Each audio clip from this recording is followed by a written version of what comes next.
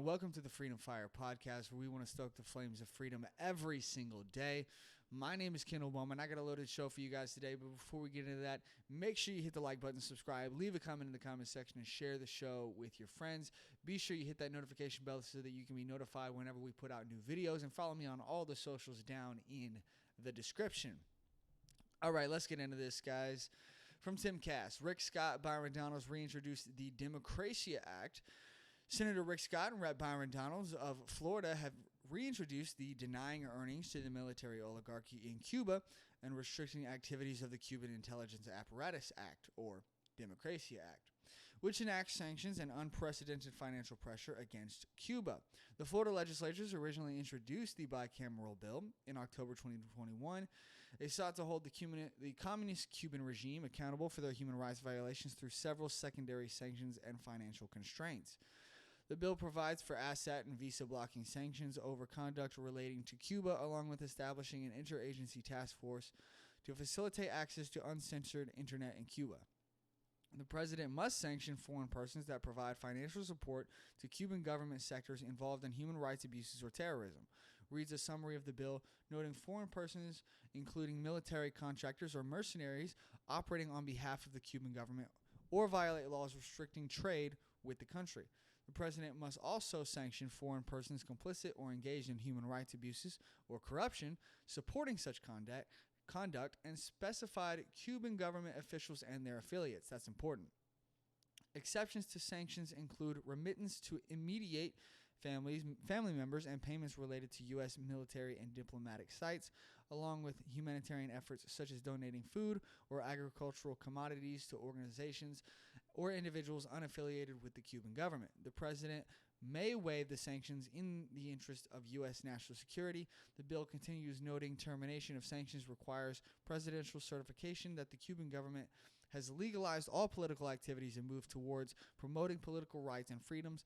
Following presidential approval, Congress must enact a joint resolution approving the termination of sanctions. Let's talk about this, guys. Let's get into this.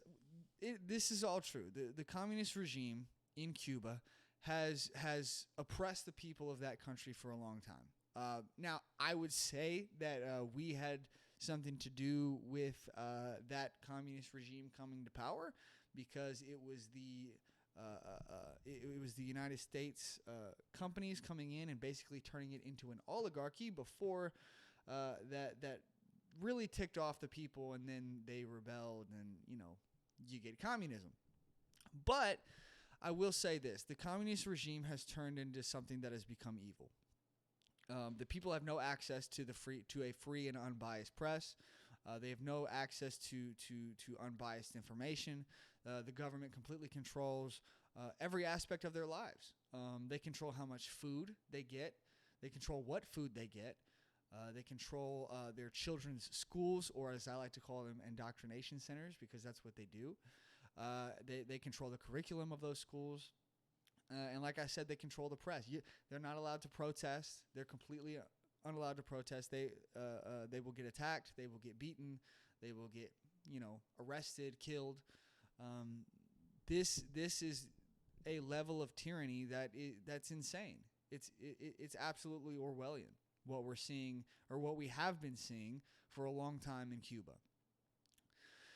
Now, when it comes to this bill, I personally don't believe that the United States should be getting involved in other countries whenever it comes to war. Okay? Whenever it comes to giving weapons and money to these other countries for war, whenever it comes to putting boots on the ground, giving countries weapons, giving countries money that's going to just simply be used to kill people in wars, I don't think that we should be getting involved in that. However, I will say that I do support us being able to sanction countries like this in an effort to try and get them to open up, become more democratic, become more like a republic that gives more freedoms to its people, and get the boot off of these people's necks. I do support that. Now, when it comes to this bill, I do believe that we should be trying everything we can to sanction Cuba. I think that we should be trying our best to give uncensored internet to Cuba. But I want us to think about this for a second, guys. As we're trying to help the people of Cuba gain their freedom, we seriously need to have the similarities between what's happening here in the U.S. and what has been happening in Cuba for a long time. We need to see those similarities, and we need to think long and hard about them. Because let's be honest, you look at what's going on. They don't have access to the free press. They don't have access to uncensored internet. They don't have access to free information that isn't controlled by the government. Now, how is that any different than the Biden regime using the social media companies to put out their agenda, censoring anything on these social media platforms that they don't like? And the Twitter files proved that the FBI was coordinating with these social media platforms to shut down information that the Biden regime didn't want to get out. It's also very clear that they somewhat have control over the media, at least some media companies. We need to think long and hard about this, guys, because if we're going to sit here and say, we need to go help the Cubans, this is exactly what's going on in Ukraine right now, guys. We're so adamant about, we need to go help Ukraine. We need to go help all these other countries. We need to give all this money to all these other countries and go help everyone else. But in reality, we fail to see how our own system is strangling us and keeping a boot on our neck, censoring our speech, destroying our access to free information and unbiased information, uncensored information. This is extremely important for us to have trust in our systems, and this is why people don't have trust in our systems anymore. We no longer have trust because they're censoring us. What are they not telling us? What are we unable to find out? When it comes to this situation going on in Ohio right now with this chemical spill, Biden's sitting here telling us it's safe, and if we didn't have access to Twitter with these videos, we wouldn't be able to see that it's not safe. The water is contaminated. The fish are dying, and the drinking water has been completely contaminated in the state of Ohio and including in some other states. And we would not know that if we didn't have access to free information. But they're slowly trying to take it away. They're slowly trying to take it away. The Biden regime has used social media companies to censor speech that they don't like, and it's unacceptable. We got to be calling this out. We should have bills just like this in our own country going forward. We should have actions just like this going forward in our own country. We have to have access to free information. All right, guys. If you guys have not liked the video, go ahead and like the video, subscribe, leave a comment in the comment section. Tell me what you guys think about this, and we're going to go ahead and get on to our next story. All right, guys, from Timcast once again. I love these guys, man. They do great work. Go check out timcast.com. They're just incredible. Arizona congressman accuses Republicans of slandering the whole border region. Arizona Congressman Raul Grijalva?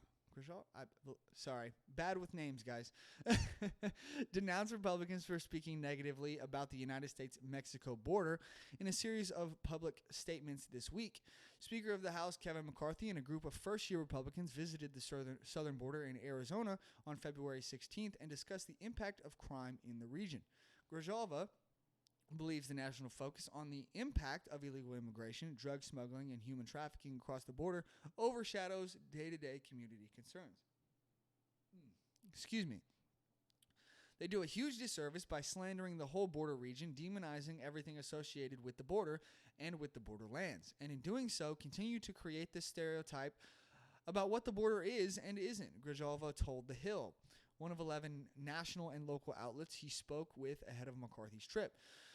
Grijalva took office in 2003 and currently serves as the ranking member of the House Natural Resources Committee and is a member of the Education and Labor Committee. The former community organizer is also part of the Congressional Hispanic Caucus and the chair emeritus of the Congressional Progressive Caucus. The congressman represents Arizona's 3rd congressional district, which includes 300 miles of the southern border. He said that McCarthy should speak with residents of border communities, including Douglas, Nogales, Naco, I believe, San Luis, and Samaritan about their needs and their perception of the border. I think then you begin to appreciate how complex it is and why it does require that everybody tries to define what security is and try to look for solutions, said Grijalva. Grijalva met with Douglas Mayor Donald Huish at the Raul H. Castro Port of Entry on February 16th, where he discussed the bipartisan infrastructure bill, which set aside $3.4 billion in federal funding for 26 major construction projects at ports of entry along the border. Bit of a typo there, Timcast. Border communities deserve action, not photo opportunities, said Grijalva in a February 15th statement. My entire congressional career, I have worked to increase funding for border communities to grow local economies and expand and modernize our ports of entry to upgrade technology and infrastructure for improved drug detection and smoother operations for growing cross-border commerce and tourism. McCarthy and the Republican lawmakers, Representatives Juan Ciscomani of Arizona, Lori Chavez de Remer of Oregon, and Jen Kiggins of Virginia, and Derek Van Orden of Wisconsin went on an aerial tour of the border before speaking with a ranch in Cochise County. While speaking to the media, McCarthy said the Sinaloa cartel is the country's biggest employer because it hires large numbers of people from the community to assist with drug trafficking. These are terrorist organizations. Call them as such and take the actions to stop them, McCarthy said to President Joe Biden. The trip follows an effort led by Arizona Congressman Andy Biggs to impeach Secretary of Homeland Security Alejandro Mayorkas for failing to secure the southern border. In 2022, Border Patrol recorded 2.2 million encounters with immigrants at the national dividing line. At least 599,000 immigrants evaded American border forces. Now, here's the thing. I understand where this guy's coming from. He wants the best for his communities. He wants to build up the economy of his communities. He wants his communities to grow and be more prosperous. The problem is that he thinks that Republicans calling these things out, calling out the problems of the border and bringing them to light is the issue, rather than just those issues themselves. For example, the border crossings have gotten out of control, and because of that, it has made it far easier for these cartels to traffic in drugs as well as sexually traffic children, which is unacceptable. You cannot grow and like businesses don't want to come to a community where those things are happening, where it's unsafe. Okay, it's very hard to attract major businesses to those kinds of areas and those kinds of communities. So ultimately, this guy he's saying that us calling them out, Republicans calling these things out, is the problem, when in reality he's just not addressing. He wants to cover up the real issues here, and this is the problem. This is why polarization has become such a major issue in America today, and why division is so bad among the people and among the two major parties we have here in America. Ultimately, these issues are massive, and they're not being addressed correctly. We have an issue at the southern border, and one side believes that we should call these issues out and that we should bring them to light so that they can be solved. And the other side believes that the mere mentioning of these things, the mere mentioning of these words, using words, is violence. And this is the problem.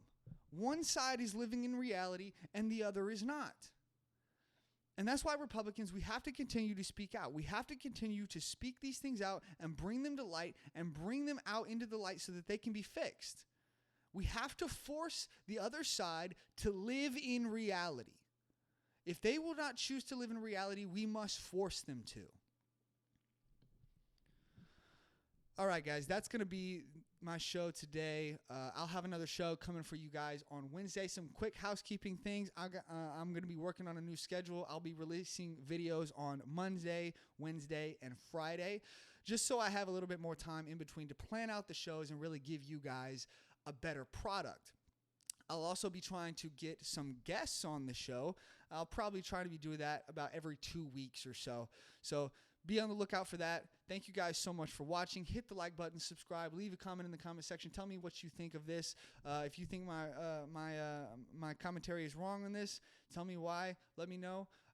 Follow me on all the socials down in the description, and I will see you guys in the next one. Thanks, guys. Bye-bye.